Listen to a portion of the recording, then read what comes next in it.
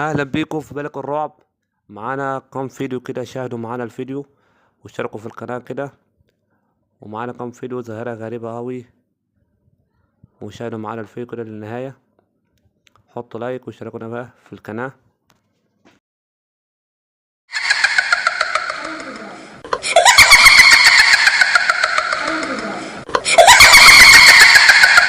بصوا كده يا جماعة، كده تابعوا معانا كده، بصوا كده ركزوا اوي.